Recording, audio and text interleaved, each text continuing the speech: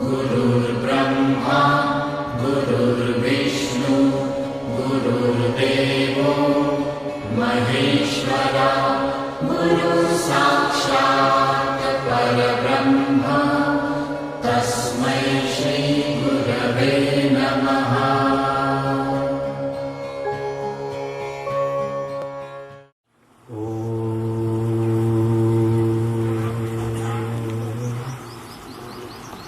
श्री गणेशाय नमः। श्री सरस्वती नमः। श्री वेदपुरुषाय नमः। श्री गुरुचरणकमलेभ्यो नमः। वंशी विभूषितकरा नवनीरदाभा पीताम्बरा धर्मबिम्बफलाधरोष्ठा पूर्णेन्दुसुन्दरमुखाधरविन्दनेत्रा कृष्णात् परं किमपि तत्त्वहं न जाने। वसुदेवसुतं देवं कंसचाणूरमर्दनं देवकी परमानन्दं कृष्ण वन्दे जगद्गुरुं। नमोऽस्तुनन्ताय सहस्रमूर्ते सहस्रपादाक्षिशिरोरुबावे सहस्रनाम्ने पुरुषाय शाश्वते सहस्रकोटियुगधारिणे नमः। लोकाभिरामं मरणरङ्गधीरं राजीवनेत्रं रघुवंशनाथं कारुण्यरूपं करुणाकरं तं श्रीरामचन्द्रं शरणं प्रपद्ये। गुरुर्ब्रह्मा गुरुर्विष्णु गुरुर्देवो महेश्वरा गुरुः साक्षात् परब्रह्म तस्मै श्री गुरवे नमः। जय जय राधारमण जय जय नवल किशोर जय गोपीचितचोर प्रभु जय जय माखन चोर जय जय माखन चोर। प्रातः स्मरणीय परमवंदनीय अर्चनीय तपोनिष्ठ ब्रह्मवेता विद्यालंकार वेदांताचार्य नाना स्थानाधीश श्री गीता भाष्यकार हम सब के ग्रंथधार श्री श्री 1008 श्री महाराज जी के पावन पवित्र निर्मल एवं सुंदर चरण कमलों में हम सभी का कोटि कोटि नमन। पूज्य श्री गुरु महाराज जी की अपार कृपा से आज हम सब आपके इस निक्कू नंगल गांव में इस धार्मिक आयोजन में पूज्य श्री गुरु महाराज जी का आशीर्वाद लेने के लिए एकत्रित हुए हैं। शास्त्रों में लिखा हुआ है कि सर्वाणि कर्माणि सुखानि लोके है कि संसार में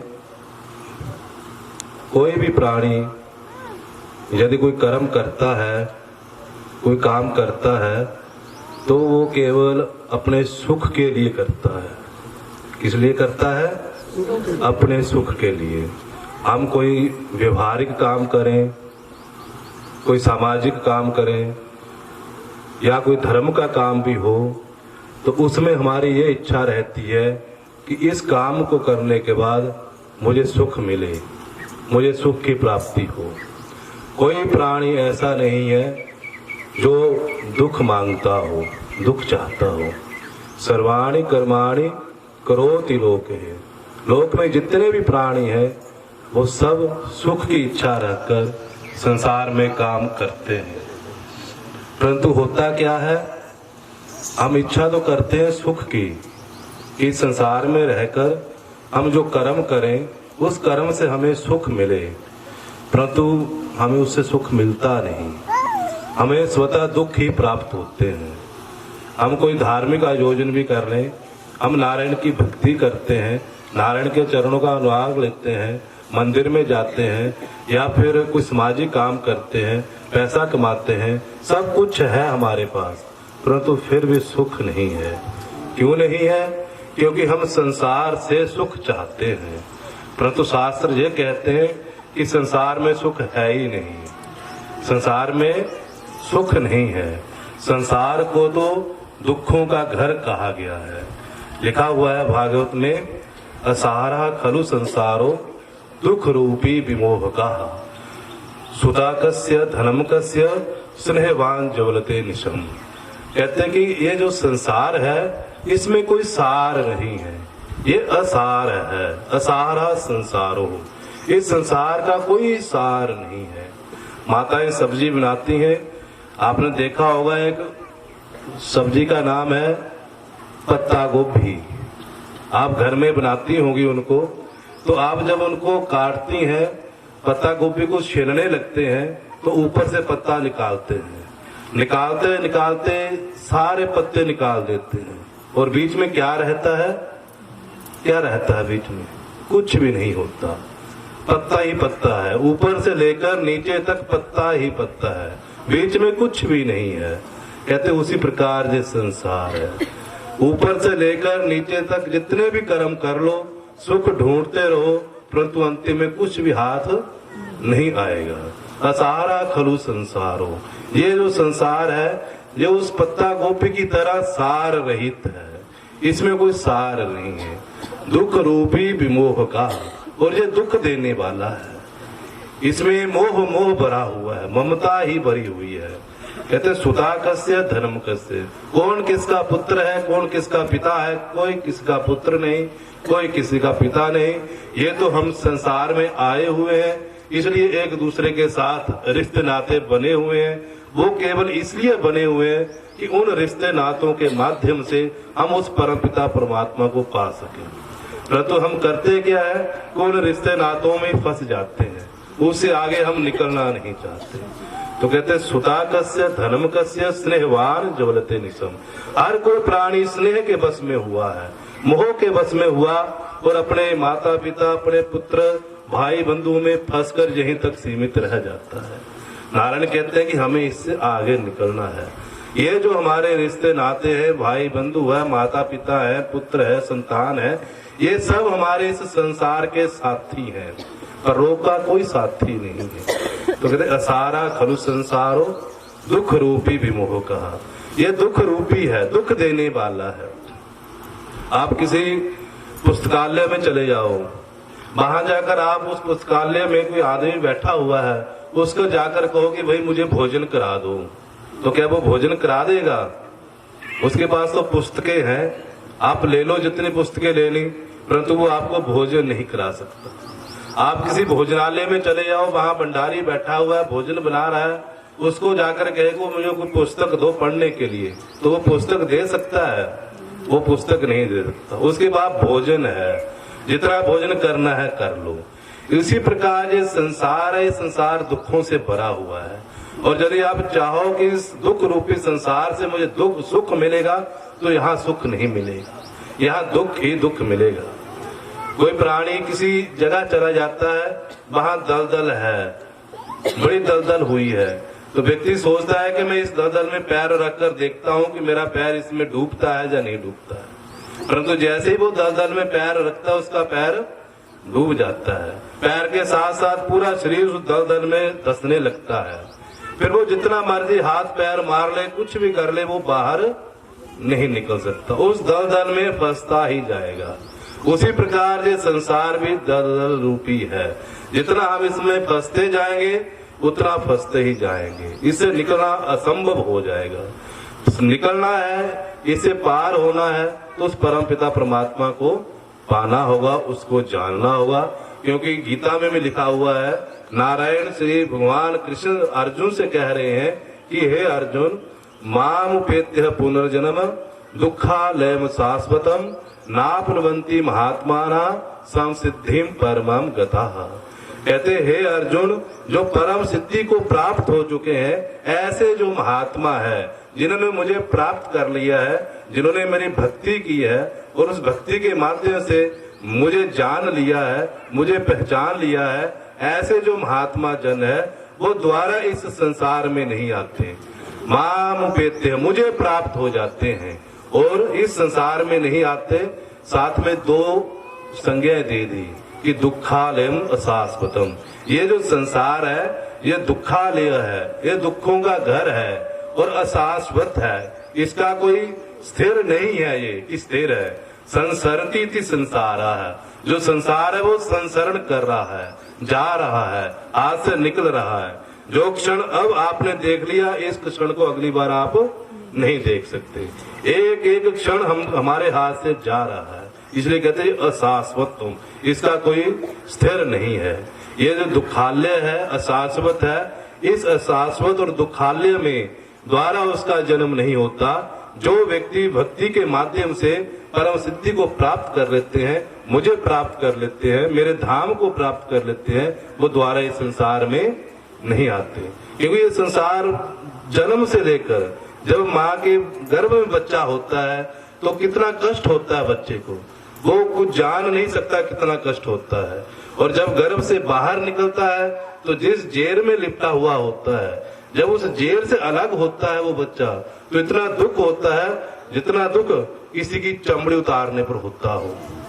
परंतु उस समय भी उस दुख का वो व्याख्यान नहीं कर सकता, क्योंकि वाणी नहीं है उसके पास, वो बताने की उसके पास शक्ति नहीं है कि ये दुख मुझे हो रहा है। रोता है, चिल्लाता है, माँ दूध पिला देती है, बच्चा चुप हो जाता है। परंतु जो उसका असली दुख है उसको कोई जान नहीं पाता। संसार में आ गया, बड़ा होने लगा, पढ़ने पोसने लगा, उस समय में उसको दुख होता है। जब पढ़ने लगता है, स्कूल में जाता है, तब दुख होता है। संसार को दुखालय ही कहा गया है, इसको सुखालय नहीं कहा गया। सुख कहाँ है? सुख है नारायण के चरणों में, नारायण की भक्ति में।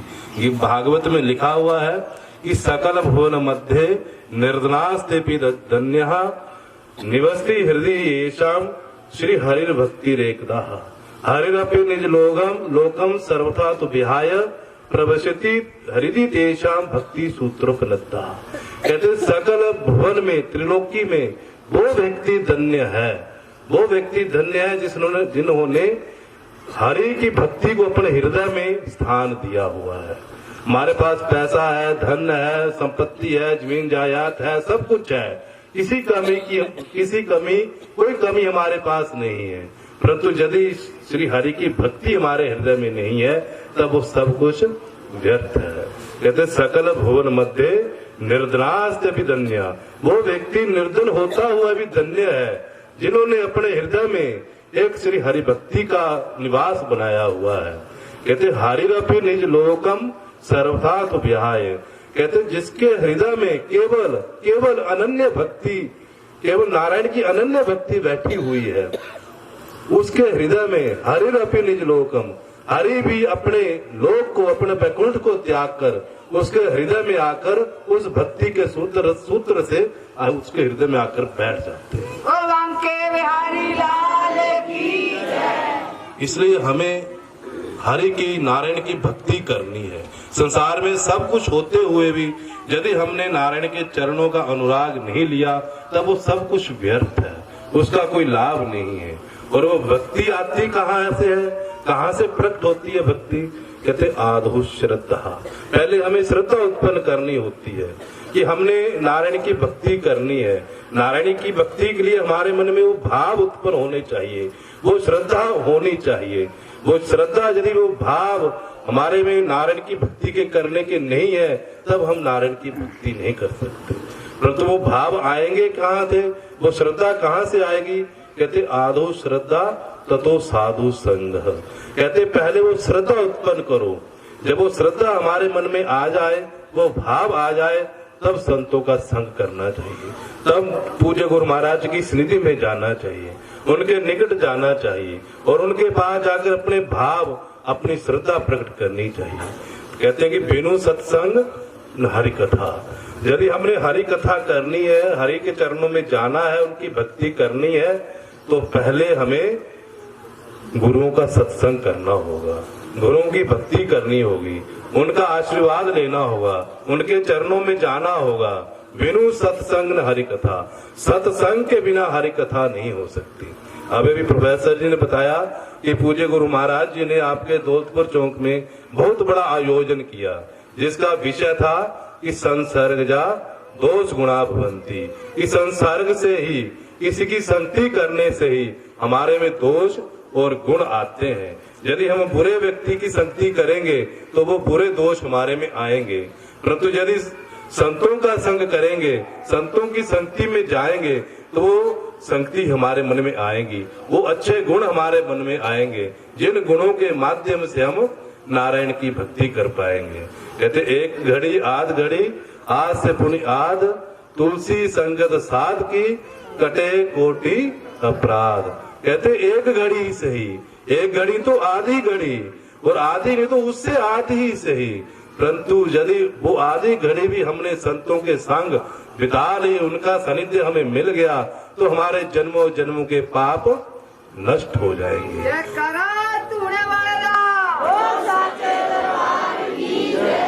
और उन पापों का क्षय करने के लिए शास्त्र में ये भी लिखा हुआ है कि भक्ति कितने प्रकार की है। 3 प्रकार की भक्ति कही गई है। उनमें से जो सात्विक भक्ति है, उसमें लिखा हुआ है कि यदि हमने वो सात्विक भक्ति करनी है, तो उसके लिए हमें ये बताया गया है कि परमेश्वर अर्पणम कर्म पाप संक्षालनाय च, कि जो हमारी जो भक्ति है, वो भक्ति हमारी केवल ईश्वर के लिए हो, अपने लिए नहीं। कि हम 2 घंटे हमने नारायण की भक्ति कर ली, 1 घंटा मंदिर में जाए और पूरा संसार मांग कर आ गए। भक्ति तो 1 घंटा की, और मांग लिए संसार की, मुझे ये भी मिल जाए, मेरे पति मेरे बश में हो जाए, मेरा बच्चे मेरी आज्ञाकारी में हो जाए। ये चीजें जो संसारिक हम मांगते हैं, ये मांगनी नहीं है। भक्ति करते समय, भक्ति करते समय जो भी हमने काम करने हैं, वो सब परमेश्वर के अर्पण करने हैं। आपके घर में विद्वान आते हैं, पंडित लोग आते हैं, तो वो पूजा पाठ करवाते हैं, तो अंतिम एक श्लोक बोलते हैं। जब पूरी पूजा समाप्त हो जाती है, तो अंतिम एक श्लोक बोल देते हैं। उस श्लोक का आपको अर्थ नहीं पता, परंतु यदि अर्थ पता लग जाए, तो आप पंडित जी को वो श्लोक बोलने नहीं देंगे। वो कहते हैं आकाशात पतितम तोयम यथा गति सागरम, सर्वदेव नमस्कारा केशवम प्रति गस्ती। वो श्लोक का अर्थ ये है कि आकाशात पतितम तोयम यथा गस्ती सागरम। कहते जिस प्रकार उस आकाश से निकला हुआ जल, वर्षारूपी जल नदियों नालों में जाकर सारे का सारा फिर इकट्ठा समुद्र में जाकर मिल जाता है, उसी प्रकार मैंने जो भी भक्ति की है, जो भी पूजा की है, जो भी प्रार्थनाएं की हैं, अर्चनाएं की हैं, वो सब नारायण के अर्पण हो जाएं। अब बोलो, अब कोई कहेगा ऐसा? 2 घंटे बोलो हमने भक्ति की, बैठकर इतना परिश्रम किया, गोटे हमारे काम नहीं करते, पंडित जी बोलते चौकड़ी लगाकर बैठना है, बड़ी मुश्किल से बैठे, और फिर बाद में कहते हैं कि सब नारायण को दे दो। तो ये तो अच्छा नहीं हुआ, परंतु शास्त्र कहते हैं यही सबसे अच्छा है, क्योंकि उस कर्म करने में पाप भी है और पुण्य भी है। परंतु यदि वो हम अपने लिए ले लेते हैं, तो उसका पाप हमें लग जाता है। यदि वो परमेश्वर को अर्पण करते हैं, तो हम पाप और पुण्य से मुक्त हो जाते हैं। और पूज्य गुरु महाराज जी यही कहते हैं कि इस संसार में आकर हमें पाप और पुण्य से मुक्त होना है। हमारे ना पाप होने चाहिए, ना पुण्य होने चाहिए, दोनों बराबर होने चाहिए, तब हमारा जो है वो मोक्ष होगा। यदि पुण्य बढ़ गए तो भी जन्म होगा, यदि पाप बढ़ गए तो भी जन्म होगा। पाप बढ़ेंगे तो नीच योनि में जन्म होगा, पुण्य बढ़ेंगे तो अच्छी योनि में जन्म होगा, परंतु जन्म जरूर होगा। तब कहते हैं कि बिनु सत्संग न हरि कथा, बिना सत्संग के हरि कथा नहीं हो सकती। सत्संग में इतना दम है, इतना महत्व है कि सत्संग जो मनुष्य करता है, जो सत्संगी होता है, जो गुरु चरणों में जाता है, जो संतों की सन्निधि में रहता है, वो पुरुष के लिए पूरा संसार वो अपने आप में अपने वश में कर सकता है। ऐसी दिव्य अलौकिक शक्ति है इस सत्संग में। कहते हैं एक बार वशिष्ठ जी विश्वामित्र जी के आश्रम में चले गए। वहां गए, विश्वामित्र जी ने बड़ा आदर सत्कार उनका किया, बड़ी पूजा की। और जब वो वापिस आने लगे तो विश्वामित्र जी जो वो तपस्वी थे, तपस्या करते थे, कई वर्षों तक उन्होंने तपस्या की। और जब गुरु वशिष्ठ जी वापिस अपने आश्रम में आने लगे तो विश्वामित्र जी ने हाथ में जल लिया और संकल्प किया और अपने 1000 वर्ष तपस्या का जो फल था वो वशिष्ठ जी को दे दिया। वशिष्ठ जी उस तपस्या के फल को लेकर आ गए, अपने कुटिया में रहने लगे। कुछ दिनों के बाद विश्वामित्र जी उनकी कुटिया में आए तो वहां आकर वशिष्ठ जी ने उनका बड़ा सत्कार किया, बड़ा पूजन किया, अर्चनाएं की, चरणों को धोआ। और जब विश्वामित्र जी वहां से जाने लगे तो वशिष्ठ जी ने अपनी आधी घड़ी का जो सत्संग था उसका फल विश्वामित्र को दे दिया। भगवान के बिहारी लाल की। अब विश्वामित्र जी का जो मन था, जो मुख था, वो चेहरा उतर गया, मन में मलिनता आ गई। दुख हुआ उसको कि देखो, मैंने जब मेरे आश्रम में जो आए तो मैंने 1000 वर्ष की तपस्या का फल इनको दिया और मैं इनके आश्रम में आया तो इन्होंने क्या मुझे दिया? आधी घड़ी का सत्संग। क्या होता है ये? 1000 वर्ष की तपस्या का फल, उसके आगे ये आधी घड़ी का सत्संग क्या है? वशिष्ठ जी उनके मुख को देखकर जान गए कि इनका जो मन है वो क्षुब्ध हो गया है, मन में इनके क्षुब्ध मन हो गया है, चिंता हो गई है कि मुझे आधी घड़ी का जो इन्होंने सत्संग किया, एक कर इन्होंने मेरा ये निरादर किया है। तो दोनों में उनमें बहस चल पड़ी। तो वशिष्ठ जी बोलते हैं कि चलो इस बात का निर्णय हम ब्रह्मा जी के पास जाकर करते हैं कि 1000 वर्ष की तपस्या का फल का महत्व ज्यादा है या आधी घड़ी सत्संग का फल ज्यादा है। इस बात को लेकर दोनों ऋषि ब्रह्मा जी के पास चले गए। ब्रह्मा जी ब्रह्मा जी बैठे हुए, उन्होंने जाकर प्रार्थना की दोनों ऋषियों ने कि जी इन्होंने मुझे आधी घड़ी का सत्संग का फल दिया है और मैंने 1000 वर्ष की तपस्या का इनको फल दिया है, दोनों में से महत्व किसका ज्यादा है? अब ब्रह्मा जी अपने वेदों को खोलकर देखने लगे, चारों वेद खोलकर देख लिए, कुछ निर्णय नहीं कर पाए। ब्रह्मा जी के साथ दोनों शंकर जी के पास चले गए। शंकर जी के पास जाकर निर्णय करने लगे। शंकर जी ने समाधि लगाकर देखा, सोचने लगे, परंतु वो भी कोई निर्णय नहीं कर पाए। फिर वो गए विष्णु जी के पास। विष्णु जी ने भी अपने ग्रंथ खोले पर वो भी निर्णय इस बात का नहीं कर पाए। अंतिम ब्रह्मा, विष्णु, शिव और दोनों ऋषि इकट्ठे होकर ये कहने लगे कि इस पूरी पृथ्वी का जो भार है वो शेष नाग जी ने उठाया हुआ है। तो वो शेष नाग इस बात का निर्णय कर सकते हैं कि आधी घड़ी का फल ज्यादा है या 1000 वर्ष की तपस्या का फल ज्यादा है। तो वो पांचों इकट्ठे होकर शेष नाग जी के पास आ गए। अब जब शेष नाग जी के पास आए, उन्होंने पूरी पृथ्वी को उठाया हुआ है, आकर उनके पास प्रार्थना करने लगे कि हे शेष नाग जी, ये इन्होंने वशिष्ठ जी ने मुझे आधी घड़ी सत्संग का फल दिया है और मैंने इनको 1000 वर्ष की तपस्या का फल दिया है, और आप ये बताओ कि दोनों में से श्रेष्ठ क्या है, महत्व क्या है? मेरी तपस्या श्रेष्ठ है या इनकी आधी घड़ी का सत्संग श्रेष्ठ है?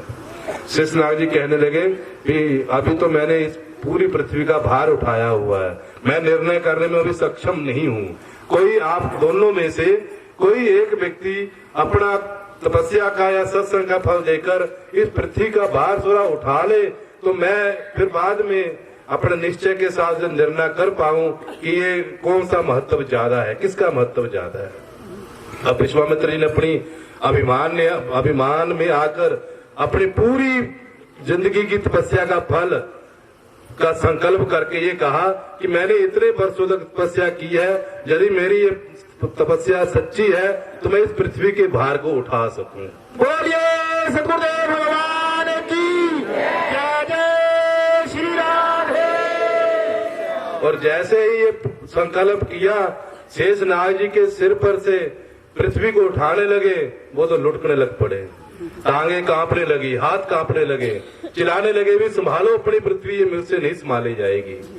मैंने हजारों वर्ष तपस्या की परंतु पृथ्वी का भार मुझसे नहीं संभाला गया। उसके बाद वशिष्ठ जी की बारी आई। उन्होंने संकल्प किया कि मैंने यदि सच्चे मन से गुरु भक्ति की है, सत्संग किया है, तो मेरी आधी घड़ी का, केवल आधी घड़ी का सत्संग का फल मैं देता हूँ और उसका संकल्प करता हूँ, पृथ्वी मेरे सिर पर आकर टिक जाए। और जैसे संकल्प किया, पृथ्वी उठाई, बंधु बड़े आराम से पृथ्वी उन्होंने उठा ली, कोई उनको कष्ट नहीं हुआ पृथ्वी उठाने में। इतना बड़ा है ये सत्संग का फल। आज आप सब इस गुरु महाराज जी के चरणों में बैठे हुए हो, वही सत्संग आप ले रहे हो, वही काम आप कर रहे हो, परंतु बात यह है कि वो जो सत्संग है वो हम लेते किस भाव से है। बात ये भी साथ में होनी चाहिए, हमारे भाव कैसे हैं, हमारी श्रद्धा कैसी है। शास्त्रों में हर एक व्यक्ति का बताया गया कि अपना अपना अलग अलग भाव है, किसी का भाव किसी के साथ मिलता नहीं है, परंतु हम किस भाव से आकर जहाँ बैठे हुए हैं वो हमने निश्चय करना है। किसी के मन में कौन सा भाव है, किसी के मन में कौन सी श्रद्धा है, वो मैं नहीं जानता हूँ, वो वही जानता है, परंतु उसका जो स्वरूप है, उसका जो चेहरा है, वो ये बात बता देता है कि इसकी श्रद्धा कैसी है, इसका भाव कैसा है। और वही भाव, वही श्रद्धा 3 प्रकार की भक्ति के रूप में कहा गया है। शास्त्रों में लिखा हुआ है कि गुण वेदान मनुष्यानाम सा भक्ति त्रिविधा मता पर पीड़ाम समुदिश्य दंभम कृत्वा पुरस्सरम मात्सर्य क्रोध युक्तो यश तस्य भक्तिस्तु त्रिविधा। कहते 3 प्रकार की भक्ति कही गई है।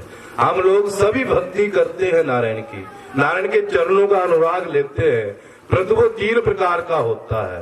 पहला सात्विकी भक्ति, दूसरी राजसी भक्ति और तीसरी जो है वो तामसी भक्ति कही गई है। ये तीनों प्रकार की भक्ति है।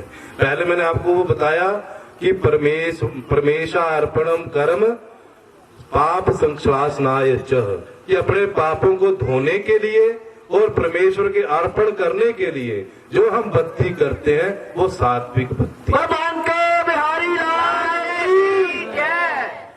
आपके धौतपुर चौक में इतना बड़ा आयोजन हुआ, वहां महाराज जी ने ये भाव प्रकट किए कि हमें भक्ति कैसे करनी है, चरणों का अनुराग कैसे लेना है।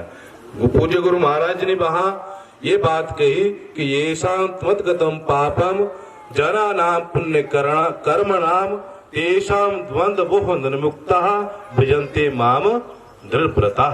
कि जो सात्विक भक्ति है वो कैसी होनी चाहिए, उस भक्ति को करने से क्या लाभ होता है।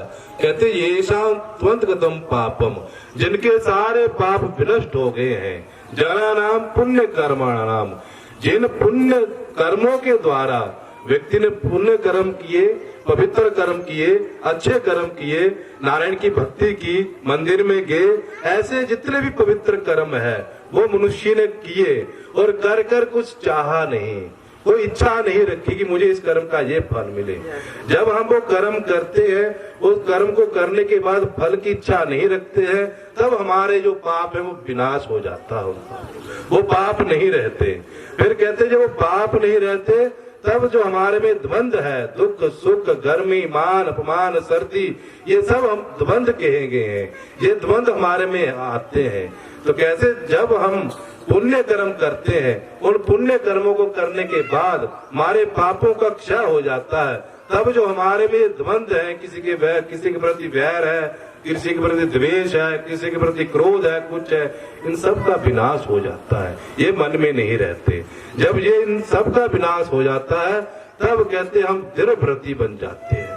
दृढ़व्रती का अर्थ होता है कि निश्चय कर लिया है एक बार कि जो मेरे दुख हैं, मेरे दुखों का जो क्षय है वो केवल नारायण की भक्ति से ही होगा।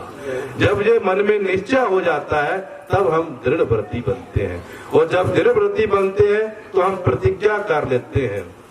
एक बंधु व्रत होता है, व्रत का अर्थ ये नहीं लेना कि आज एकादशी हमने कुछ खाना पीना नहीं है, ये तो एक अलग बात है कि हमने व्रत रखा हुआ है और एकादशी को अन्न ग्रहण नहीं करते, परंतु व्रत का ये भी एक अर्थ होता है कि हमने ये प्रतिज्ञा कर ली, ये संकल्प कर लिया कि आज से हमने बुरे कर्म नहीं करने। एकादशी का व्रत रखना है।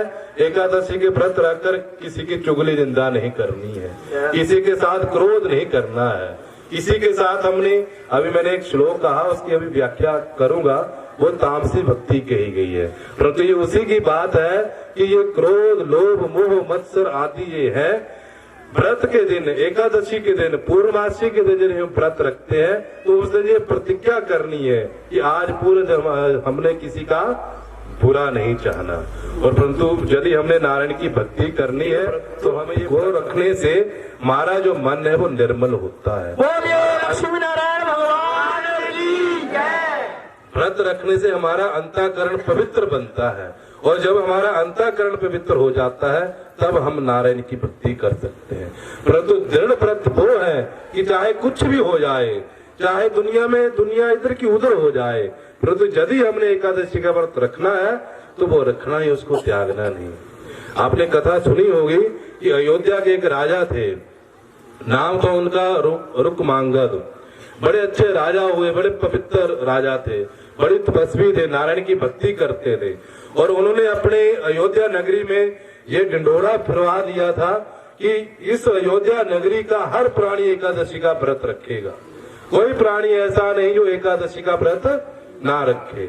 8 साल से लेकर 80 साल तक हर व्यक्ति को ये छूट थी कि वो व्रत रखे। कोई बूढ़ा व्यक्ति है, कोई बच्चा है, कोई रोगी है, उसके लिए छूट थी।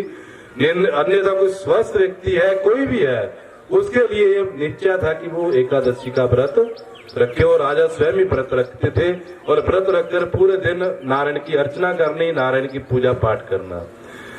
एक बार शिकार करने के लिए चले गए। अब जब यहाँ अयोध्या नगरी में सब लोग एकादशी का व्रत रखने लगे तो शास्त्र ये कहते हैं कि उस अयोध्या नगरी का यदि कोई व्यक्ति मर जाता था तो उसका एकादशी व्रत रखने का उसको ये फल मिलता था कि वो सीधा वैकुंठ लोक जाता था। बलवान के बिहारी लाल की जय। कोई भी व्यक्ति मरेगा, एकादशी का व्रत रखेगा तो वो वैकुंठ लोक जाएगा। और जब सब लोग वैकुंठ लोक जाने लगे तो जमपुरी खाली हो गई। यमराज की पुरी में कोई भी ना जाए। जब ना कोई वहां जाए, जमपुरी खाली हो गई, तो यमराज ने सोचा कि ये तो मेरी दुकानदारी खाली होगी, इसका क्या किया जाए, क्या करना चाहिए। वो यमराज जी विष्णु जी के पास चले गए कि वो उनसे जाकर प्रार्थना करने लगे कि ये क्या बात है कि मेरी जमपुरी में कोई व्यक्ति आ नहीं रहा, सब आपके पास आ रहे, इतना क्या पुण्य हो गया। तो भगवान विष्णु कहने लगे कि अयोध्या नगरी में एक राजा है जिनका नाम रुकमांगद है, और वो हर व्यक्ति से एकादशी का व्रत करवाते हैं। एकादशी में कोई अन्न ग्रहण नहीं करता वहाँ, और उस एकादशी का ही ये फल है कि सब लोग मेरे पास आ रहे हैं, कोई भी जमपुरी में नहीं जा रहा। अब यमराज ने अपनी दुकान चलाने के लिए एक युक्ति सोची। उसने अपनी इच्छा से, अपने मन से एक स्त्री प्रकट कर दी जो बहुत सुंदर देखने में। और जब वो राजा शिकार खेलने के लिए गए तो जंगल में उस स्त्री को कह दिया कि इस राजा को पथ भ्रष्ट करो, इसके धर्म को भ्रष्ट करो, इसको अपने मोह में डालो। तो उस माया रूपी स्त्री ने, जब वो राजा शिकार करने के लिए गए, स्त्री वहां प्रकट हुई और राजा ने उस स्त्री को देखा, और जब देखा तो उसके रूप को देखकर वो मोहित हो गए। जब मोहित हो गए तो कहने लगे कि मैं आपस में दोनों में आपसे वार्तालाप हुआ। राजा ने कहा कि मैं आपसे विवाह करना चाहता हूँ। तो स्त्री ने कहा ठीक है, मैं विवाह कर लूंगी, परंतु मेरी एक शर्त है। जबकि राजा का पहले विवाह हुआ है, राजा की अपनी एक पत्नी है और एक पुत्र है, परंतु उस रूप को देखकर, क्योंकि वो यमराज ने बनाई हुई थी, उस रूप को देखकर वो मोहित हो गया और कहने लगा कि मैं आपसे विवाह करना चाहता हूँ। तो स्त्री तो तैयार ही थी, वो तो पहले ही तैयार थी, वो तो आई इसीलिए थी कि इस राजा का धर्म भ्रष्ट हो। उसने कहा कि मैं विवाह कर लूंगी आपके साथ, परंतु मेरी एक शर्त है। कहते बताओ क्या शर्त है। कहते कि जब कहीं कोई बात हो, मैं कोई बात कहूं तो वो बात आपको माननी होगी। राजा कहते कि ठीक है, वो तो कोई बड़ी बात नहीं है, जब आप मुझसे विवाह कर लोगे, मेरी रानी बन जाओगी, तब जो आप कहोगे वो होगा। दोनों का विवाह हो गया, घर में आई, पुत्र धर्मांगना पुत्र था, उसने देखा कि पिताजी एक और माता को ले आए हैं, तो उन्होंने उनका स्वागत किया, उसकी पत्नी ने भी स्वागत किया, सब वहां इकट्ठे रहने लगे, प्रेम से रहने लगे। अब जब एकादशी का व्रत आया तो राजा ने ढिंढोरा फरा दिया सब राज्य में कि आज एकादशी का व्रत है, आज सब लोग व्रत रखेंगे और कोई अन्न ग्रहण नहीं करेगा। वो जो स्त्री जिसके साथ विवाह किया था उसने भी, उसके कानों में ध्वनि गई। राजा को बुलाया, पूछा कि ये क्या बात हो रही है, क्या है? तो कहने लगे ये यहाँ हमारी प्रथा है कि इस राज्य में एकादशी का व्रत सब लोग रखते हैं, तो आज वो एकादशी है, एकादशी का व्रत हमने रखना और मैंने भी रखना और मैं चाहता हूं कि तुम भी रखो, इस व्रत को हम करें। परंतु रानी ने कहा कि आप मुझको विवाह कर लाए हैं और आपने ये भी कहा है कि जो बात आपको होगी वो मैं करूंगा, तो पहली बात आज ये कि आज आपको एकादशी का व्रत नहीं रखना है। जब राजा ने ऐसी बात सुनी तो वो तो ऐसे हो गए जैसे उनके शरीर में प्राण नहीं होते, कांपने लगे, व्याकुल हो गए कि आपने ये क्या बात कह दी।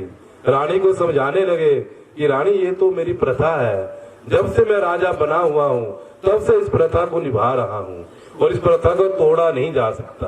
आप कुछ और चीज मांग लो, मैं देने के लिए तैयार हूँ।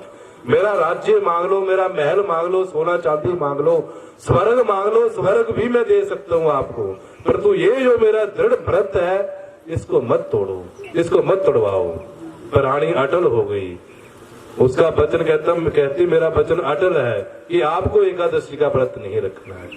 राजा ने बड़ी प्रार्थनाएं की, राजा चरणों में गिर गया कि कुछ और मांग ले, ये मैं तुझे नहीं दे सकता। तब रानी ने कहा कि ठीक है, यदि आप एकादशी का व्रत नहीं तोड़ सकते हो तो इसके बदले मुझे आप अपने लड़के का सिर काट कर दो। भगवान के बिहारी लाल की जय। अब राजा और चिंतित हो गया, दोनों समस्याएं विकट हैं। पहली तो यह कि एकादशी का व्रत राजा दृढ़ व्रती है, नहीं तोड़ सकते हैं व्रत को, और दूसरा यदि व्रत नहीं तोड़ सकते तो अपने बेटे का सिर काट कर दे, और बेटा भी एक ही है, उसका सिर कैसे काट कर दे सकते हैं। परंतु जब वो चिंतित हुए तो बेटे ने भी इस बात को सुना आकर कि ऐसे ऐसे मेरे पिता चिंतित हुए, मेरी वजह से चिंतित है। तो बेटे ने कहा कि पिताजी कोई बात नहीं, मैं आपका अपना सिर देने के लिए तैयार हूँ, परंतु आपका जो दृढ़ व्रत है वो नहीं टूटना चाहिए। आप दृढ़ व्रती हैं, आपका जो धर्म है वो मेरे रहते हुए टूट जाए तो मेरे रहने का कोई लाभ नहीं, इससे तो अच्छा मेरा मर जाना अच्छा है। वो लड़का तैयार हो गया अपना सिर काटने को। उधर जो उसकी पत्नी थी उसने भी उसकी सहमति दी बेटे की कि बेटा और मेरी पत्नी के रहते हुए यदि आपका संकल्प टूटता है, आपका दिल प्रति व्रत टूटता है तो हम दोनों का रहने का कोई लाभ नहीं। सतगुरुदेव भगवान की जय। तो जो स्त्री थी उसने कहा कि आरा ले आओ, फिर बच्चे को काटो। यहाँ एक तरफ से राजा पकड़े आरे को, एक तरफ से रानी पकड़े और बच्चे के सिर को काटो। आरा मंगवाया गया। ये वो बात कर रहा हूं कि जो दृढ़ व्रती लोग हैं, जिनका व्रत दृढ़ होता है कि हमने व्रत रखना है, संकल्प लेना है, प्रतिज्ञा करनी है, पर उसको कभी तोड़ना नहीं है। काम के वश में होकर, लोभ के वश में होकर या किसी के भय में वश में होकर अपने धर्म को कभी नहीं त्यागना चाहिए। अपना धर्म हमेशा हमें अपने पास रखना चाहिए। नारायण जी कहते हैं कि श्रेयान स्वधर्मो विगुणा पर धर्मा स्वनुष्ठितात स्वधर्मे निधनम श्रेय पर धर्मो व्यापः। नारायण जी कहते हैं कि हे अर्जुन, श्रेयान स्वधर्मो पर धर्मा, यदि किसी दूसरे का धर्म हमें देखने में अच्छा लगता है, सुंदर लगता है और हमसे अच्छा लगता है, परंतु नारायण कहते हैं फिर भी उस धर्म को कभी अपनाना नहीं चाहिए। हमारा धर्म अच्छा है, चाहे वो जैसा कैसा भी है, वो हमारे लिए अच्छा है। स्वधर्मे निधनम श्रेय कहते यदि हम अपना धर्म करते करते मर भी जाएंगे तो हमें श्रेय मिलेगा, हमें मुक्ति मिलेगी। परंतु यदि हमने दूसरे का धर्म अपना लिया, दूसरे के धर्म में चले गए, दूसरे के धर्म को अपने जीवन में ले आए, तो कहते हम जब मरेंगे तो हमारे लिए नरक तैयार होगा। भगवान के बिहारी लाल की जय। तो बंधु उस स्त्री ने आरा मंगवा लिया, बच्चे को आरे में लिटा दिया, गर्दन उसकी लिटा दी। एक तरफ से आरा राजा ने पकड़ लिया, एक तरफ से नारी ने पकड़ लिया और काटने लगे सिर को। जब उस धर्मांगद राजा बच्चे का सिर काटने लगे, राजा आरे से पकड़ने लगे और जब उस धड़ से वो सिर अलग हो गया, जैसे ही पृथ्वी गिरने लगा तो बंधु नारायण प्रकट हो गए। बोलिए लक्ष्मी नारायण भगवान की जय, सगुना भगवान की जय। नारायण ने उस पुत्र का सिर जो पृथ्वी पर गिरने नहीं दिया, अपने हाथों में ले लिया। हाथों में लेकर राजा और रानी के सामने चतुर्भुज नारायण प्रकट हो गए और उनके इस दृढ़ प्रति को, जो उनकी दृढ़ प्रतिज्ञा थी, संकल्प था, इसको उन्होंने माना और उन तीनों को स्वर्गलोक दिया, अपना बैकुंठ धाम दिया। ऐसा हमें दृढ़ प्रति बनना है। एकादशी का व्रत है, पाप विमोचनी एकादशी है। आज पापों का नाश करने वाली एकादशी है। परंतु पापों का नाश कैसे होगा? जब हम गुरु जी की शरणों में अच्छे भाव से बैठेंगे, अच्छी प्रतिज्ञा लेकर बैठेंगे, मन में अच्छी श्रद्धा होगी। शास्त्र में लिखा हुआ है, वो मैंने श्लोक आपको पहले कहा था कि गुण वेदान मनुष्यानाम सा भक्ति त्रिविधा मतः। 3 प्रकार की भक्ति है गुणों के भेद से। कौन कौन से गुण? सत्व गुण, रजोगुण और तमोगुण। ये 3 गुण है और इन तीनों गुणों के भेद से वो जो भक्ति है वो 3 प्रकार की कही गई। तो इनमें से तामसी भक्ति कौन सी है? कहते पर पीड़ा समुदिश्य दम्भम कृत्वा पुरस्सरम मात्र्य क्रोधो युक्तो यस तस्य भक्ति सूत्रिधा। कहते पर पीड़ा समुदिश्य, हम नारायण की भक्ति करते हैं, नारायण के चरणों में जाते हैं, तपस्या करते हैं, परंतु हमारा भाव कैसा है? पर पीड़ा समुदिश्य, दूसरे व्यक्ति को पीड़ा देना, दूसरे व्यक्ति को कष्ट देना, दूसरे व्यक्ति को दुख पहुंचाना। यदि इस भाव को लेकर हम नारायण की भक्ति करेंगे तो वो तामसी भक्ति कही जाएगी। उस भक्ति का फल उल्टा होगा, कोई लाभ नहीं होगा। फिर दूसरा दम्भम कृत्वा। दम्भ उसे कहते हैं कि जो बात मुझ में है नहीं, परंतु अपना मान सम्मान पाने के लिए, अपने को अच्छा बनाने के लिए जो बात मुझ में नहीं उसको प्रकट करना है। नहीं हम वैसे, हम नारायण की भक्ति करते नहीं है, नारायण के चरणों का अनुराग लेते नहीं है, परंतु हम दूसरे को बताने के लिए भस्म लगा ली, तिलक लगा लिया, मंदिर में जा रहे हैं, ये कर रहे हैं, वो कर रहे हैं, वो दम्भ है। ये दम्भ वाली भक्ति भी तामसी भक्ति है, इसका भी कोई लाभ नहीं। कितनी दो बातें आई इस तामसी भक्ति में, पर पीड़ा समुदस्य दम्भम कृत्वा पुरस्सरम। किसी को दुख देना, उस भाव को लेकर हम भक्ति करेंगे वो तामसी भक्ति कहलाएगी। और अपने को जो बात हम में है नहीं उसको प्रकट करने के लिए हम ढोंग रचाते हैं तो वो दम्भ है। तीसरी बात मात्सर्य। मात्सर्य का अर्थ होता है कि ये मेरा जो पड़ोसी है इसके पास मकान ज्यादा हो गया, बंगला ज्यादा हो गए, गाड़ी हो गई, जमीन जायदाद हो गई, मेरे पास कुछ नहीं है। जब ये ईर्ष्या का भाव आ जाता है, ईर्ष्या के भाव को लेकर हम भक्ति करते हैं तो वो भी तामसी भक्ति होती है, उसको कहते हैं मात्सर्य। कहते हैं एक मात्सर्य होता है, इसका अर्थ हिंदी में होता है मत्सर। मत्सर का अर्थ होता है कि दूसरे की उन्नति को देखकर जलन होना।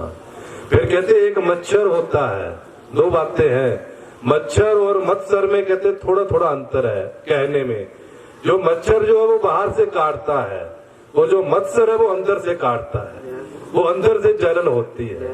परंतु मच्छर काटे तो उसके 100 इलाज है। मच्छरदानी लगा लो, धूप लगा लो, अगरबत्ती लगा दो, ओडोमोस क्या होती वो लगा लो तो मच्छर भाग जाता है। परंतु जो अंदर की जलन है, जो मत्सर है, इसका कोई उपाय नहीं है, ये भागता नहीं है, ये अंदर हमें जलाता है।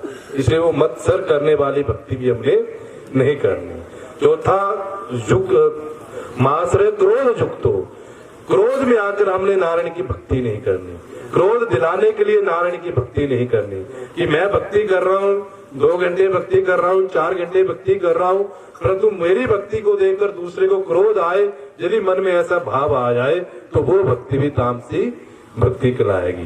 तो बंधु हमने ये तामसी भक्ति नहीं करनी, हमने सात्विकी भक्ति करनी है। और सात्विक भक्ति वही है जो भक्ति कर कर, जो कर्म कर कर हम अपने पापों को धो डालें और जो हम कर्म करें, अच्छे कर्म करें, उन कर्मों को हम नारायण के अर्पण कर दूं। ये हमने भक्ति करनी है। आपके यहाँ दौलतपुर चौक में पूज्य गुरु महाराज जी ने संसर्गजा दोष गुणा भवंती बड़ी अच्छी बड़े ढंग से, ये कोई आश्चर्यजनक बात नहीं है कि गुरु जी ने बड़े अच्छे ढंग से वहां प्रवचन किए, क्योंकि जो पूज्य गुरु महाराज जी की वाणी है, जो उनके शब्द है, वो नारायण स्वरूप है। नारायण की प्रेरणा से महाराज जी के अंदर स्वयं नारायण प्रकट है, और वो प्रकट हुए नारायण ही महाराज की वाणी में आकर बैठते हैं और वही शब्दों को प्रकट करते हैं। बोलिए लक्ष्मी नारायण भगवान की। उनमें जो दौलतपुर चौक में ये इसके ऊपर नारायण पूज्य गुरु महाराज ने व्याख्या की, उस व्याख्या में महाराज ने ये भी कहा कि जो हम लोग हैं, हमें यदि अपने दुख दूर करने हैं, अपने कष्टों को दूर करना है, तो सबसे पहले संसर्गजा दोष गुणा भवंती, हमें अपने आप को तो उस संगति में लाना है, संतों की संगति में लाना है, परंतु अपने बच्चों की उस संगति में डालना है। हमारे बच्चे भी वो संगति करें, संतों के पास जाएं, गुरु महाराज जी के पास जाएं, वहां जाकर सीखें कि प्रणाम कैसे करते हैं, सीखें सेवा कैसे करते हैं, गुरु चरणों का अनुराग कैसे लेना चाहिए, ये सब सीखना। मित्र के साथ खेलना, उठना बैठना, मित्र के साथ बातें करना, तब कहते मैं इसका मित्र बन जाता हूँ। ये मुझे ही अपना मित्र मानकर मेरे साथ ही खेलता है, लड़ता है, झगड़ता है, यहाँ तक कि मुझे बहुत कुछ बोल देता है। सतगुरुदेव भगवान की जय। परंतु मैं इसको अपना मित्र मानता हूँ, और इसका और कोई मित्र भी नहीं है। स्कूल में पढ़ता है, +2 में हो गया है, परंतु आज तक इसका कोई मित्र नहीं बना है। क्यों नहीं बना? क्योंकि इसका मित्र मैं हूँ। इसलिए बच्चों के साथ इस तरह का व्यवहार करो कि बच्चों के मन में माता पिता के प्रति श्रद्धा उत्पन्न हो, भाव उत्पन्न हो। आजकल के बड़े बड़े माता पिता मैंने कई ऐसे भी देखे हैं कि जो बच्चों के साथ बात ही नहीं करते। यदि बच्चा बात करना भी चाहता है तो माता पिता ये सोचते हैं कि ये मेरी संपत्ति लेना चाहता है। बच्चों, माता पिता की जो संपत्ति है वो तो पुत्र की है ही। माता पिता किसके लिए कमाते हैं? पुत्र के लिए कमाते हैं। परंतु पुत्र संपत्ति नहीं चाहता, वो प्यार चाहता है, वो माता पिता का प्यार चाहता है, माता पिता की सेवा चाहता है, उनके चरणों का अनुराग चाहता है। जब वो प्यार, वो सेवा, वो चरणों का अनुराग नहीं मिलता, तब बच्चे फिर बाहर जाकर प्यार ढूंढते हैं, फिर अपने मित्र बनाते हैं, फिर कुछ और इकट्ठे करते हैं। तो ये ऐसा हमें नहीं करना। ये पूज्य गुरु महाराज जी का आदेश है कि अपने बच्चों को उस तरह रखो कि जिस तरह बच्चे आपकी आज्ञा में रहें, आपकी सेवा में रहे। बच्चों को ऐसे संस्कार दो कि वे अपने धर्म को जाने, अपना हमारा कुल धर्म क्या है, हमारा सनातन धर्म क्या है, हमारे बुजुर्ग कैसे रहे हैं, उन्होंने कैसे काम किए हुए हैं, ये सब माता पिता बच्चों को बताते हैं। बच्चा पेट से सीखकर कुछ नहीं आता है। माता पिता ने बताना है कि हमारे बुजुर्ग क्या होते हैं, हमारे कुल धर्म क्या है, हमारे सनातन धर्म क्या है, हमारे बुजुर्गों ने हमारे लिए क्या क्या किया हुआ है, ये सब माता पिता ने बताना है। तो आज आप सब बड़े सौभाग्यशाली हैं कि आप सब ने पूज्य गुरु महाराज जी का अनुराग प्राप्त किया, उनकी भक्ति प्राप्त की। परंतु मैं ये नहीं कहूंगा कि किस भाव से की, वो सब आपके अपने अपने भाव है। उन भावों को आपने कैसे प्रकट करना है, कैसे अच्छा बनाना है, उनको पवित्र बनाना है। ये पूज्य गुरु महाराज जी क्या कहते हैं कि गागर में सागर भरकर आपको अपनी वाणी से वो शब्द देंगे, जो शब्दों को आपने अपने हृदय में धारण करना है और उन शब्दों के अनुसार अपने जीवन को बनाना है, अपने बच्चों को अच्छा बनाना है, पवित्र बनाना है। तो मैं ज्यादा ना कहते हुए एक बार फिर आप सभी की ओर से श्री पूज्य गुरु महाराज जी के पावन, पवित्र, निर्मल एवं सुंदर चरण कमलों में कोटि कोटि प्रणाम करता हूँ और उनसे ये प्रार्थना कि वो आपको ऐसी दिव्य शब्द दे, ऐसी वाणी दे कि आपका अपना जीवन बने, आचरण अच्छा बने और आपके बच्चे ऐसे संस्कारी बने। ओम ओम ओम। भगवान के बिहारी लाल की। उपस्थित प्रिय बंधु, समय लगता है कि अधिक हो गया हुआ है, उसके नाते हम एक बात पर विचार करेंगे सिर्फ कि वो कौन सी बात है जिसके कारण व्यक्ति जो है वे अपने को पूर्णतया परमेश्वर के अर्पण रखने में असमर्थ है।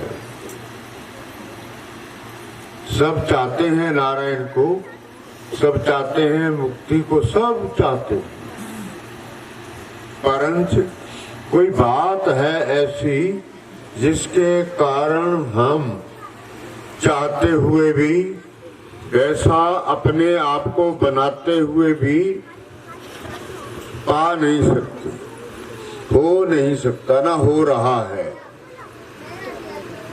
इसलिए मैं एक श्लोक से बात करूं। प्रभु ने कहा, अर्जुन, मेरे लोक में आने के लिए सारा ब्रह्मांड जो है वो मेरी साधना करता है। मेरे लिए जो जो उससे हो सकता है वो सब करता है, पर ये समझ में नहीं उनके आता कि मेरे में त्रुटि क्या है, कमी क्या है, कारण क्या है, जिनके कारण मैं वैसा नहीं हो रहा। तो नारायण ने कहा, कौन आता है मेरे पास? मेरे पास आने वाला व्यक्ति कैसा और क्या क्या करने वाला होना जरूरी है। तो वो कहते हैं, निर्माण मोहा, जित संग दोषा, विनिवृत्त कामः, सुख दुख संगे,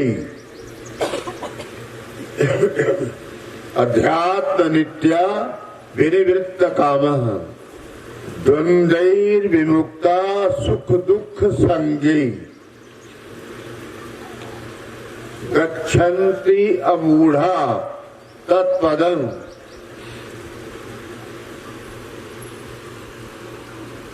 कहते हैं, अर्जुन, निर्माण मोहा, दो चीजें आई हैं इसमें जो सबको वो अपने घेरे में लिए हुए हैं। हर आदमी कुछ ना कुछ करने के बाद अपना मान ढूंढता है। मेरा मान नहीं हो रहा है, मेरा मान नहीं होता है, मेरा मान हुआ नहीं है, आदि आदि। तो वो कहते, जो व्यक्ति बड़े कामों को कर लेने के बाद, बड़े पदों पर जा लेने के भी बाद, और बड़े बड़े तप साधनाएं व्रत, जितने काम धर्मशास्त्र ने हमें कहे हुए हैं कि ऐसे ऐसे ऐसे इन कामों को करना होगा। और ये भी साथ कि गृहस्थ में, गृहस्थ को उन्होंने बड़ा ऊंचा माना हुआ है। नारायण ने गृहस्थ को बहुत ऊंचा माना। गृहस्थ का जो कर्तव्य है गृहस्थी का, उसका वह पालन नियमतया वैसा ही करता रहे, जैसा कि एक गृहस्थी परमात्मा की साधना को बिना किए जीवन व्यतीत कर रहा है, और अपने गृहस्थ में परिवार को, बच्चों को, बड़ों को और पड़ोसियों को, रिश्तेदारों को, या और सम्मान योग्य जो संसार के लोग हैं, उन सारे कामों को करता है।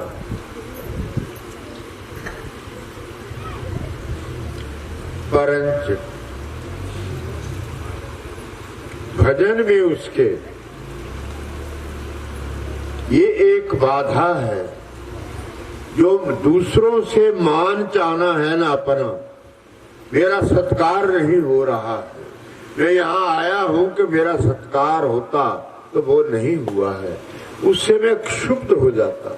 बोलिए सद्गुरुदेव भगवान की जय। और वो एक उस आकर्षण को कहा जाता है जो कि व्यक्ति सारा जीवन सुख में व्यतीत करता है।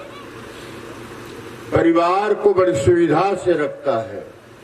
जो जो आचरण गृहस्थ में होने चाहिए वे सारे करता है, परंतु उसका जो भजन है वह नारायण के अनुराग से रहित है। वो कहाँ जाना चाह रहा है? वे मुक्ति चाह रहा है। मुक्ति मुक्ति तो परमात्मा का विशेष तत्व है, जिसके लिए सारी दुनिया लगी रहती है। तो प्रभु क्या कहते हैं? निर्माण मोह। उसके अंदर ना मोह हो। मोह किसको कहते हैं? मैंने आपको कहा, जिस बात के लिए बहुत ज्यादा आसक्ति हो और ज्यादा से ज्यादा प्रयत्न किए जा रहे हो, वे मुक्ति है। श्री राम।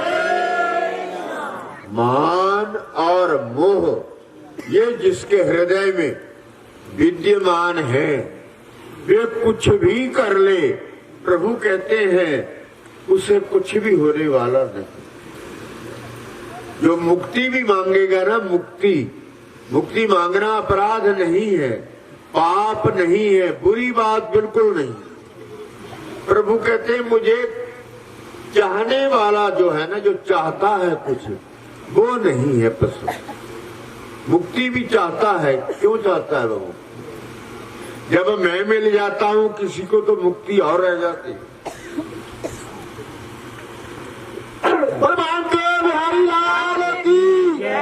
कहते हैं निर्माण मोहा।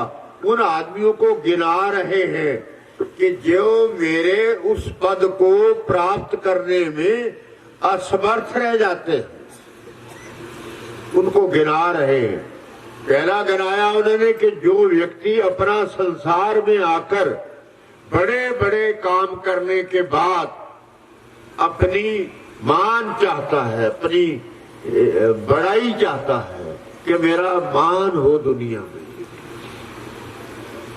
और मोह, यदि कोई आदमी पूरी तरह अपने गृहस्थ को भी पवित्रता से, बड़ी ईमानदारी से प्रभु को आश्रय मानकर निपटाता है, करता जा रहा है, और साथ ही परमेश्वर की भक्ति करता जा रहा है। कैसी भक्ति है? जिस भक्ति में उसकी कोई भी इच्छा जो संसारिक वह नहीं है, पर मोह है। दो हो गए। जित संग दोषा। हम किसी के साथ रहते हैं, कोई हमारे पास रहता है, ऐसा लोगों में व्यवहार होता है, संगति बन जाती है, स्नेह बन जाता है। अभी अभी इन्होंने कहा है कि संसर्ग जा दोष गुणा भवन। आदमी के अंदर परमेश्वर को पाने के गुण और बुराई, बुरे लोगों के पास जाना, बैठना, संपर्क करना और बुरे कामों से कोई परहेज नहीं है। जित संग दोषः। जिन्होंने बुरे आदमियों की संगति कर ली है पर पता नहीं था कि ये बुरा है, तो संगति को छोड़ देता। कहते ऐसा नहीं हो पाया है। जीता नहीं वो। उसने अपनी संगति के व्यक्ति से प्राप्त होने मिल जाने वाले जो दोष हैं, उनसे विमुख नहीं हो सका। और अध्यात्म नित्य, रोजाना हर पल हर क्षण जो घर का भी काम करता है, वो मानता है कि नारायण ये गृहस्थ आपने दिया हुआ है, ये बच्चे आपके हैं, पत्नी मेरी आपकी है, मैं आपका हूँ, मेरा सब कुछ आपका है, मेरा करते भी सब कुछ आप ही हो, मैं कुछ करने वाला नहीं है। मेरे से कुछ हो नहीं पाता है, जबकि वो सब कुछ कर रहा है, नौकरी भी कर रहा है, कृषि भी कर रहा है, मजदूरी भी कर रहा है, सब काम करता है। उन किए जाने वाले कर्मों के प्रति अपने भाव ये दिखाना चाह रहा है नारायण को कि नारायण ये मेरा बल नहीं है, ये बल सब आपका है। के बिहारी लाल की जय। आत्म नित्य, नित्य होता हर क्षण हर समय, सोने से लेकर जगने तक जो कुछ उससे होता है उस सब को वो परमेश्वर के द्वारा होया हुआ मानता है। और विनिवृत्त काम, इच्छाएं जो हैं संसार की उनको वो आगे नहीं रखे हुए है, कोई उसकी कामना नहीं है। पूजा भी करता है, नौकरी भी करता है, पैसे मिलते हैं महीने के बाद तो नारायण के चित्र का आगे रख देता है। ये मिला है, ये आपके परिवार के लिए, आप जानो परिवार जाने मुझे नहीं है पता। विनिवृत्त काम, जो इच्छाएं हैं उनसे अपना पीछा पूरी तरह छुड़ा रहा है। द्वंद्वेर विमुक्त, एक और कहते बात है द्वंद्व। द्वंद्व दो बातों के इकट्ठा होने का नाम है। कहते हैं वो है राग और द्वेष। हमारा कोई काम बिगाड़ता है, कोई गाली निकालता है, कोई काम बिगाड़ता है, गाली निकालता है, हमें बुरा मानता है, और जहां तक उससे हो पाता है वो हमारी अनदेखी करके फिर चाहना चाहता है कि ये व्यक्ति उजड़ जाना चाहिए, ये नहीं चाहिए दुनिया में। प्रभु मैं विनती करता हूं, मैं ये उपाय करता हूं, मैं ये करता हूं। द्वंद्व होता है दो, राग और द्वेष। उस व्यक्ति के अंदर तो ना राग है और ना द्वेष है। द्वेष में दूसरे को अयोग्य मानना, उसका अपमान जहां तक हो सके वो करते ही रहना है कि ये आदमी बुरा है, इससे बचो, जबकि उसको पता ही नहीं कि वो मेरा विरोध करता है। उसको नहीं पता, जो वो लोगों की संगति करे तो बात मिले, जब लोगों के पास जाने का उसको मौका ही नहीं है, या वो बच्चों के लिए पालन पोषण की सामग्री इकट्ठा करता है, उससे निवृत्त होता है तो भजन में चला जाता है, या गृहस्थी के और कोई काम है तो उनको करता है। वो तो नारायण के काम मान रहा। गृहस्थी के जितने काम हैं वे सब नारायण के ही दिए हुए। बोलिए लक्ष्मी नारायण भगवान की। को कुछ दिया हुआ है तो नारायण का दिया हुआ है, यदि कुछ नहीं मिला हुआ है तो वो भी नारायण की इच्छा पर है, क्योंकि मेरा कर्म ही वैसा नहीं था, वो नहीं मिला है। न आदत्ते कसचित पापं न चैव सुकृतं विभु, अज्ञानेन आवृतं ज्ञानं तेन मुह्यन्ति जन्तवः। अर्जुन को समझाते हुए हमें समझा रहे, कहते हैं हम यानी मैं जो परमेश्वर तत्व है वे न आदत्ते कसचित पापं, मैं किसी का भी पाप नहीं लेता हूं। न चैव सुकृतम, पवित्र कर्म जो किए हुए हैं मैं वे भी नहीं लेता। मेरा किसी से मतलब नहीं। न आदत्ते कस्यचित पापम, मैं किसी के भी पाप को लेने वाला नहीं हूं, नहीं लेता हूं। और न चैव सुकृतम, वो विभु जो है सर्वव्यापक पर ब्रह्म जो है अर्जुन, वे किसी के भी, यदि कोई नारायण को नहीं मानता है, परमेश्वर को नहीं मानता, लोग कहते हैं रे मंदिर जाया कर, कहता नहीं मैंने नहीं जाना। कहते तुमको पुण्य का काम करा करो, कोई जप पाठ करा करो, कोई आरती करा करो, कहता नहीं मेरा कोई काम नहीं। यदि कोई परमेश्वर के प्रति ऐसा भाव भी रखता है अर्जुन, तो भी मैं उसका विरोधी नहीं। आपने भागवत की चर्चा सुनी होगी कई बार, जिसमें उन्होंने अपने रिश्तेदार भाई को 100 गाली माफ की हुई थी। माँ ने कहा बेटा, बुआ कहती है कि कृष्ण ध्यान रखना, ये मेरा बेटा है, सुर क्रोधी है, उपद्रवी है और आपसे द्वेष रखता है, ये मुझे पता है सारा। पर मैं तुझे ये कहना चाह रही हूँ, ये कुछ भी आपको कहता रहे, आपने बदला नहीं ले। बोलिए कृष्ण कन्हैया लाल की जय। क्यों? कहते हैं कि ये बुआ का लड़का है, इसलिए ये मेरा दोषी है। अच्छा बुआ मैं कुछ नहीं कहूंगा, तो फिर भी इसको समझाते रहो जरा। वो कहने लगा कि मुझे क्या समझाना है, मैंने क्या समझना है, तू बता कृष्ण मैं क्या समझूं, जब मैं सब कुछ जानता जो तू कहना चाहता है। प्रभु कहने लगे नहीं मेरी ऐसी भाई साहब कोई बात नहीं है, मेरी तो यही बात है कि माता जी आपके कह रहे हैं कि ये कुछ भी कर दे, तूने इसे कुछ नहीं कहना।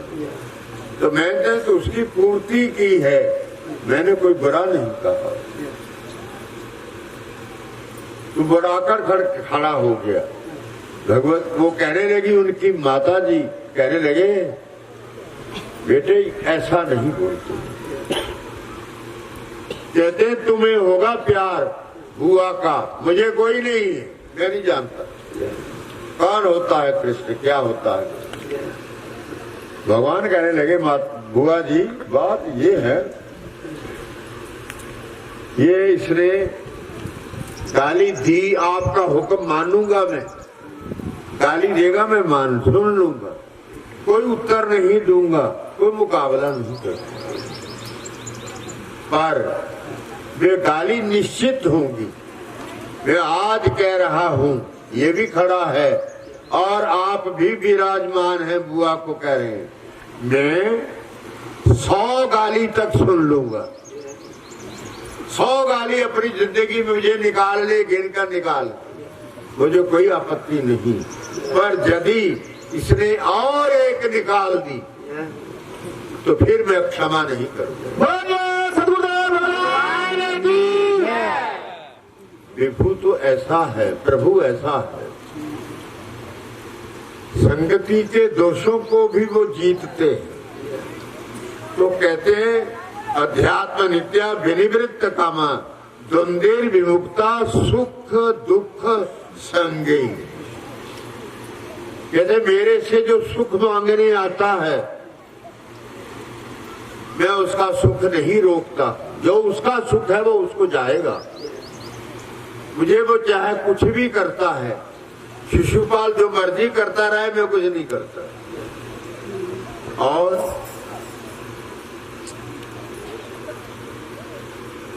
सुख और दुख, कहते मैं दुख को भी सहन करता। आपको पता होगा कि पांडवों ने भगवती द्रौपदी को जुए में हार दिया था। मैंने आज ज्यादा बोलना नहीं है क्योंकि धूप भी तेज है और आपको भी देरी हो गई है, बच्चा लोग हैं बीच में, तो प्रसाद के लिए विलंब हो जाएगा। तो मैं ये बात कहकर आपसे कहूंगा कि आप अपने परमेश्वर को पाने के सिवा और कोई काम अपना है नहीं, कोई काम है कोई। मैं भी बोलता हूं कि बड़े भारी काम है, क्या करें, काम करने पड़ते, पर ऐसा है कुछ नहीं, काम एक ही है।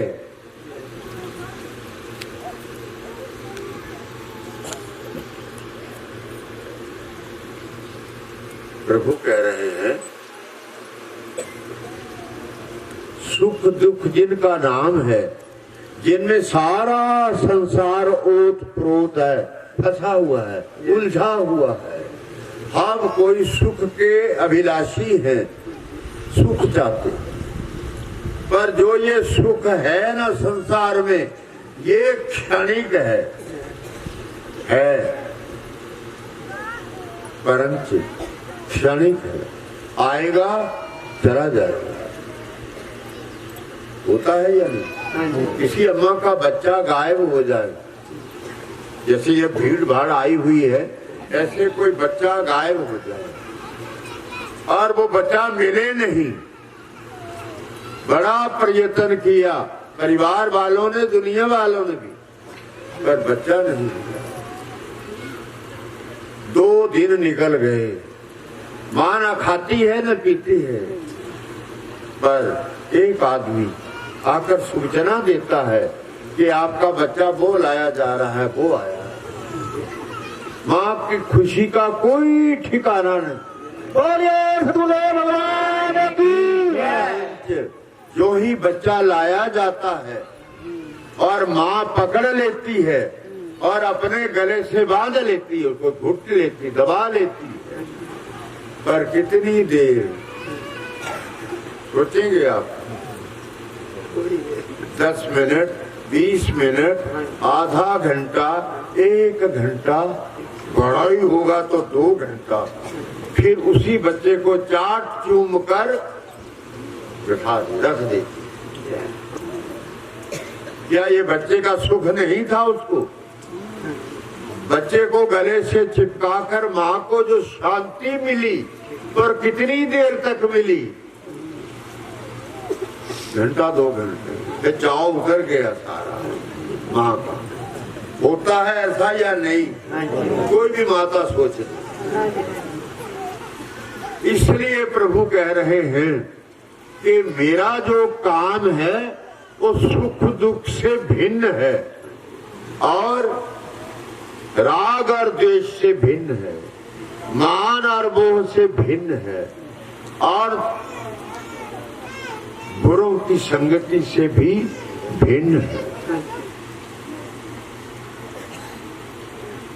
तो बंधुओं, हमने अपने जीवन को ये मान के चलना है कि परमेश्वर ने हमें एक ही काम दिया हुआ है। शास्त्र कहता है जो व्यक्ति है, मानव है, मानव का जन्म नारायण देते हैं और कोई नहीं देता। हमें जो अन्य योनियों में से छीन कर लाकर मनुष्य की योनि में धकेल दिया है और हम आदमी बन गए हैं। आदमी को शास्त्र कहता है नरत्वं दुर्लभं लोके, दुनिया में एक ही बात मुश्किल है कि आदमी नहीं बन सकता, कोई भी नहीं बन सकता।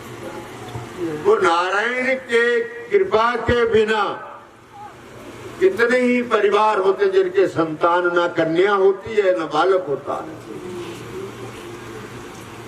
और कितने ही हैं जिनके आवश्यकता से भिन्न भी होते, ज्यादा भी होते। ये सब क्या है? इससे ये पता चलता है कि नारायण ये चाहते हैं कि सीमा में रहो। मैंने सीमा में भेजे हैं आप, मैंने नरतन बना के दे दिया, अब नारायण बनना, मेरे पास आना तुम्हारा काम है, ये मेरा नहीं है कोई काम।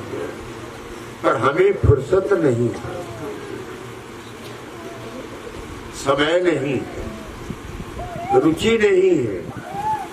कुछ बुरे कर्म भी आए हुए हैं साथ, वो राम भजन में बैठने ही नहीं देते, जाने नहीं देते। बंधुओं, हम केवल एक काम के लिए आए हैं, नारायण को रिझाने के लिए, उसको पाने के लिए, उसी के लिए आए और कोई काम नहीं। हमारे जीवन निर्वाह के लिए हमें और जीवों से 84 लाख में से 83 लाख 99,999 जो जोनिए हैं, उन सब को और कुछ है, और नर को अपनी प्राप्ति मेरा रूप ले ले, तू यहाँ तक ला दिया है तुमको, अब तेरी इच्छा है। तो बंधुओं, हमें परमेश्वर को पाने के लिए अपने में समय निकालना है।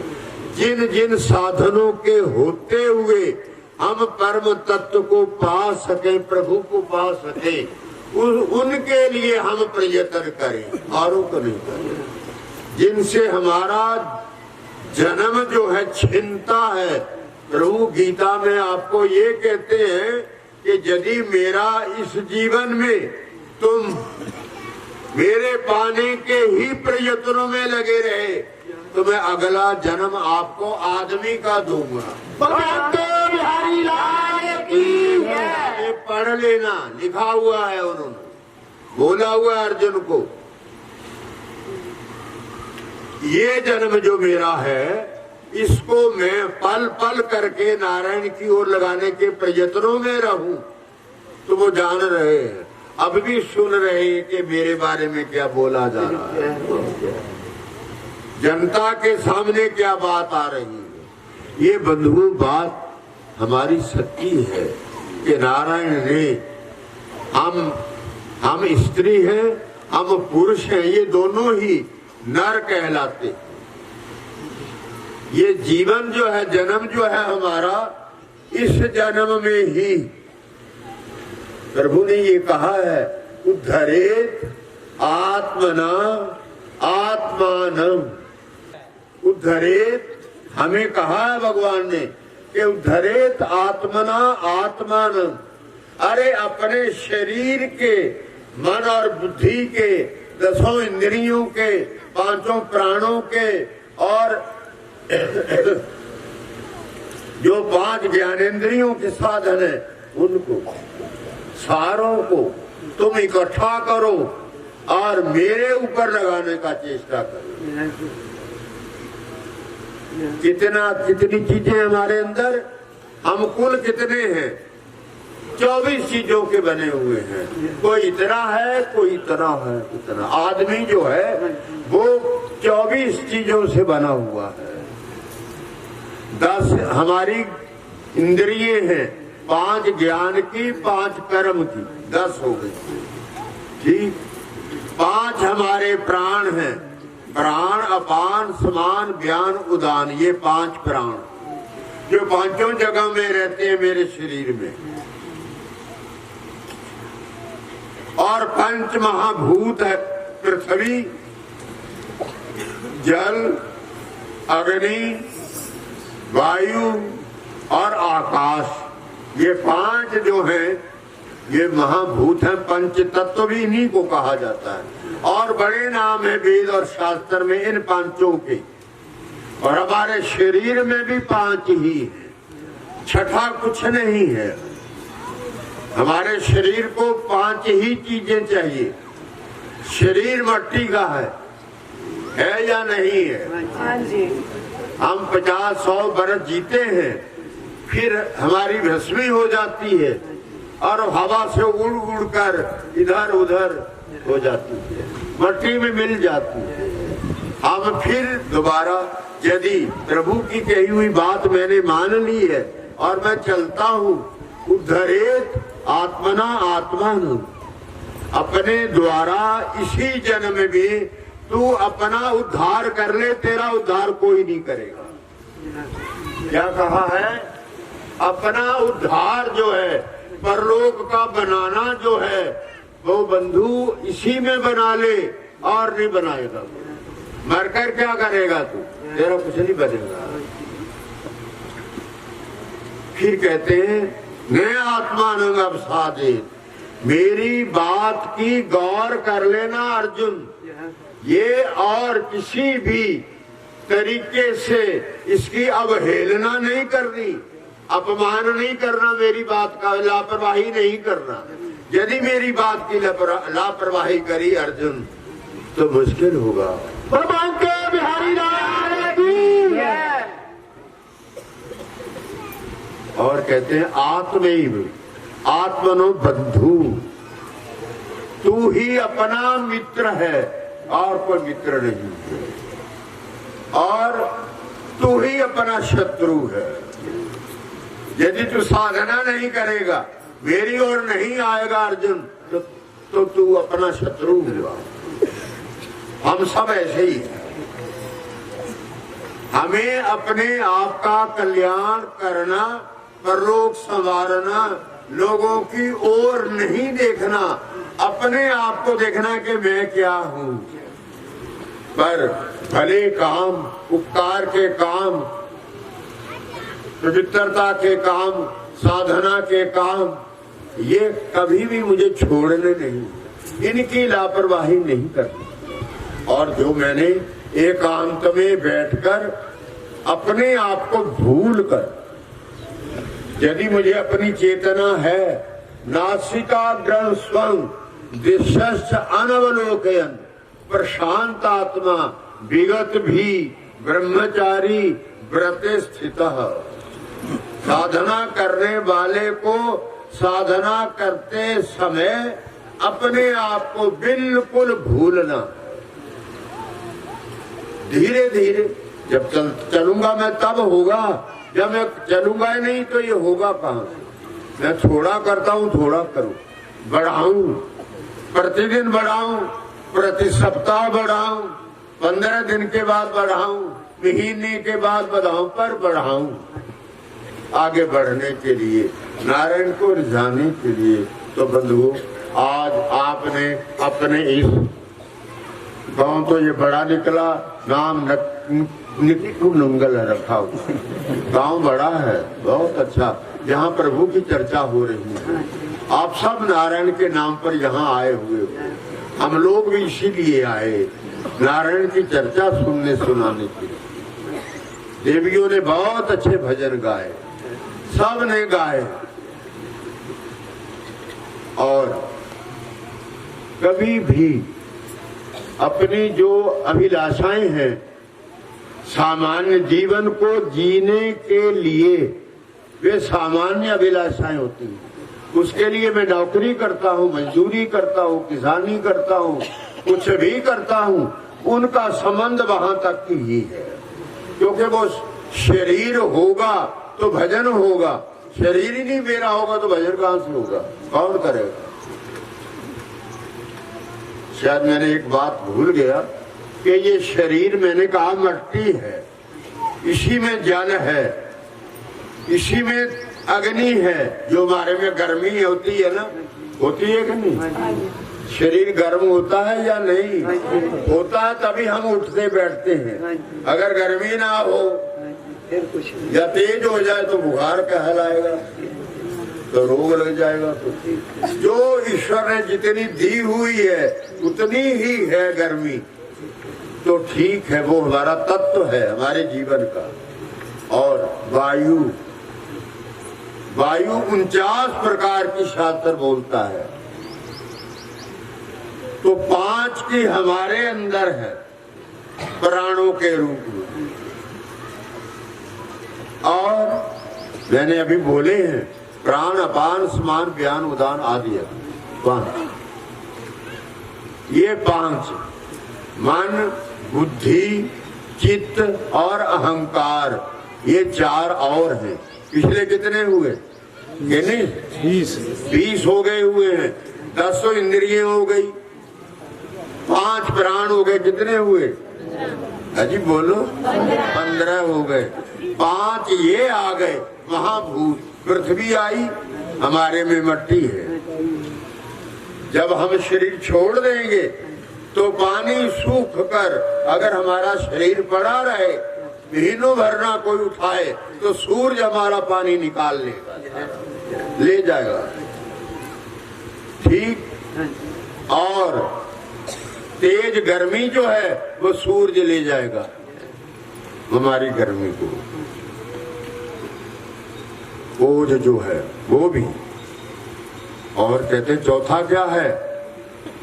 बोलो बोलो जी। आकाश, वायु। चौथा क्या है? वायु। 5वां क्या है? आकाश। ये जो आकाश आसमान जिसको बोलते हैं उर्दू में जैसे आसमान बोलते हैं।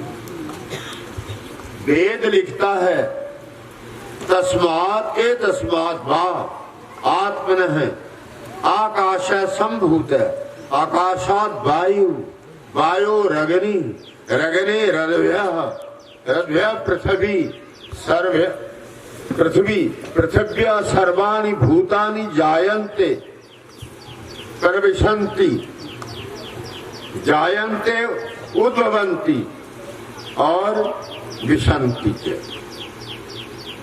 तो तीन चीजें पृथ्वी से आदमी को आगे होती। इस पृथ्वी से ही कहते हैं जन्मता है, इसी पर पलता पुछता है और उसी के बाद शरीर विलीन हो जाता है, पृथ्वी में हो जाता है। बाकी अपना अपना हिस्सा निकाल लेते हैं।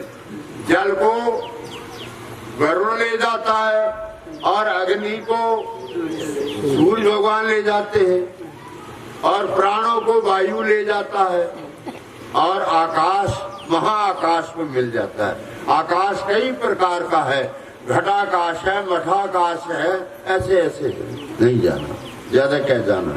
तो इसलिए हमें भजन करना है, तप करना है। जहाँ हमें धोखा लगने लगता है वहाँ किसी जानकार के पास जाकर हम कोई बात जानने की चेष्टा करें, जाने। ये कोई संकोच नहीं मुझे कि मैं भी पूछने जाता हूँ। अरे ये बात कुछ भी नहीं है। बात ये है कि क्या मैं पूछता हूँ।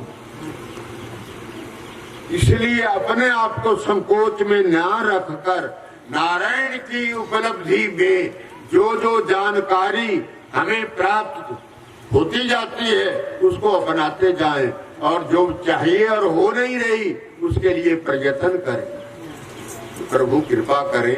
आज के आयोजन श्री सुरेंद्र सिंह जी, हाँ श्री ठाकुर सुरेंद्र सिंह जी ने ये आयोजन परमेश्वर के नाम पर आप सबको इकट्ठे होने के निमित्त किया है। नारायण उनको लंबी आयु दे और आरोग्यता दे। शरीर में जो कोई कष्ट है परमेश्वर कृपा करे, हरण करे उसका। और आप सबको भी अपना अनुराग दे भगवान, अपनी रुचि दे, मेरे अपने बारे में वो रुचि दे और लंबी रोग रहित लंबी आयु मिले और घर परिवार सुख और समृद्धि से पूर्ण हो। ओम ओम ओम।